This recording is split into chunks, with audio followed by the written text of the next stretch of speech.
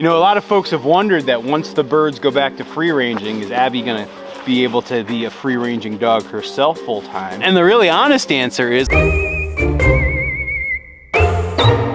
Good morning, my large white farm dogs. How are you guys doing, huh? Hi, good to see you guys. Oh, I'm so happy to see both of you, yes. Oh, Abby, you're being well behaved, and Toby, you're so snuggly. All right, which of my dogs wants their vitamin? Boy. No, Abby.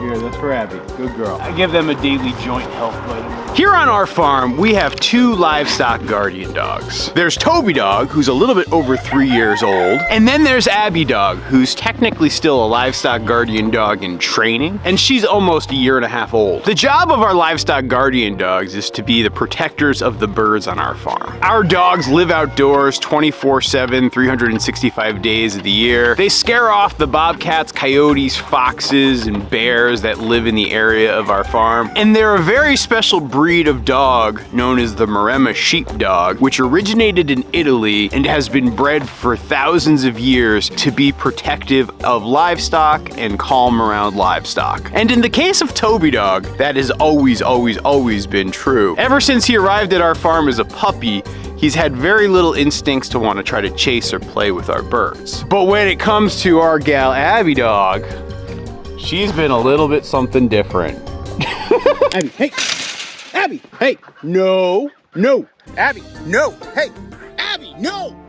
But despite some initial challenges with training Abby, she has settled into a very good groove this winter. These days, she's no longer living in the kennel, and she is able to free range on our farm pretty much full time. And with this newfound freedom, she's been a really good pup. But I still have my fair share of reservations.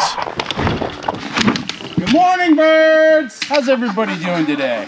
It's warmer in here, but it's colder than usual right now. Just a quick check of our temperature here gives me 5 degrees outside and only 15 degrees Fahrenheit inside. There's not as big a disparity yesterday because it was a really cloudy day yesterday, and we still have a fair amount of snow on the roof of the greenhouse. Abby, leave it alone.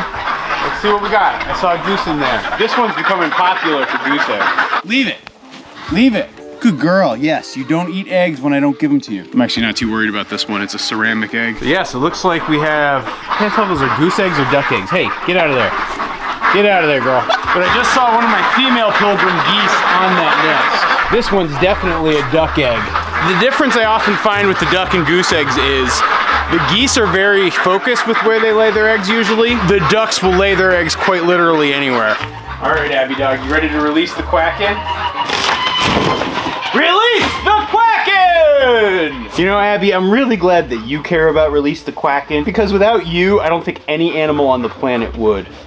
So ever since I moved my birds inside the hoop coop for the winter, it's been much easier actually keeping Abby. And when the birds moved in here, I went from having Abby inside her kennel anytime I couldn't be out here directly to supervise her, to the point of today when she has actually 9.5 acres to just her and Toby Dog, where they can run and roam and play and do whatever they want. And I don't have to worry about her getting into trouble with the birds during the day. You see, I put up this poultry fencing right here as a way to segregate out the birds, and what it does is it actually keeps the birds to one part of the farm, so they only have this area around here. And so what that has meant is I can confidently let Abby run around, and she has absolutely blossomed with the newfound freedom. And I don't know if you guys realize this at this point, but when it comes to the obedience commands, I would actually say Abby is now a better trained dog than Toby. Watch. Abby, come.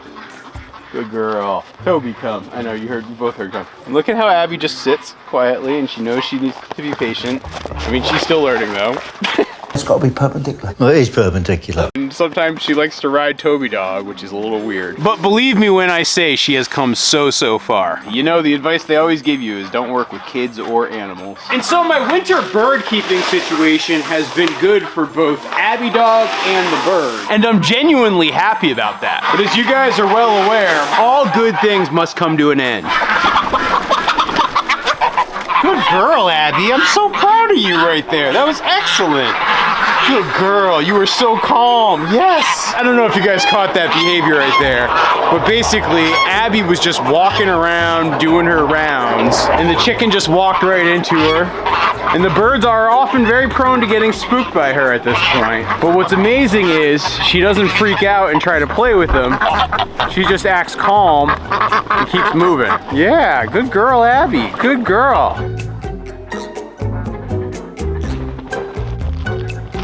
I'm heading over to the vet later today and I need to give him a stool sample, so that was like perfect timing.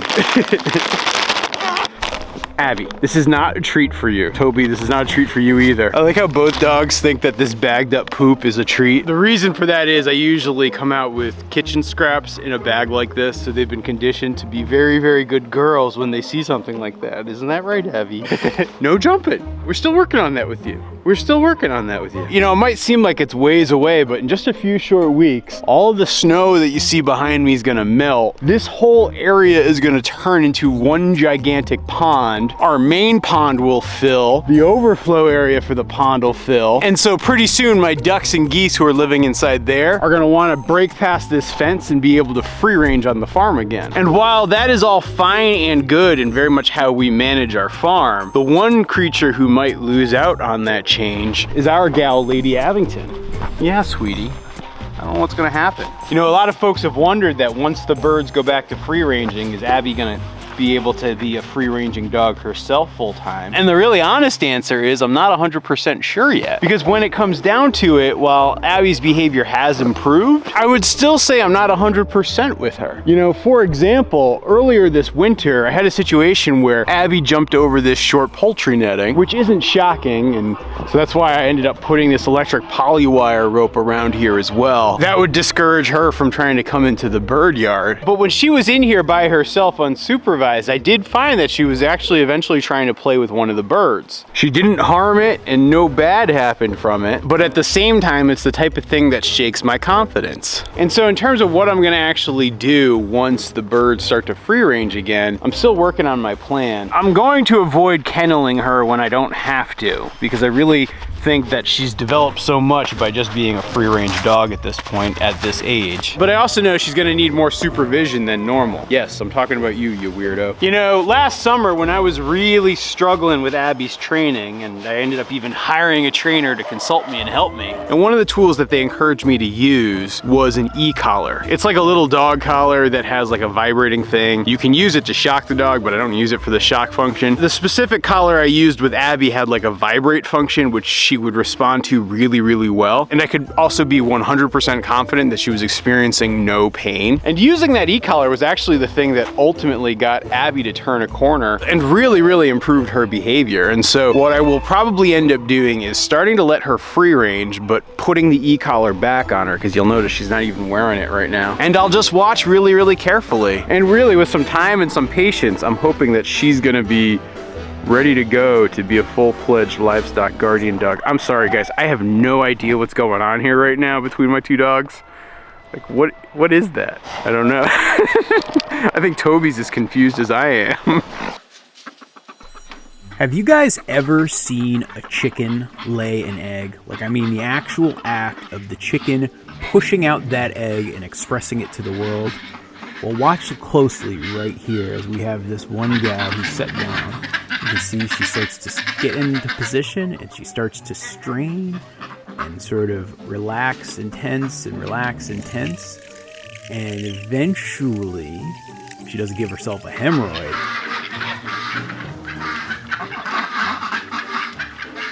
boom, it pops out. I don't know if you could hear it. Let's play it again in slow-mo and watch really, really closely here.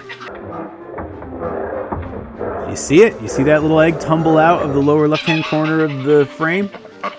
Yeah, it's pretty cool. And then once she's done laying, she takes a moment to rest, and then she gets up and goes about her day.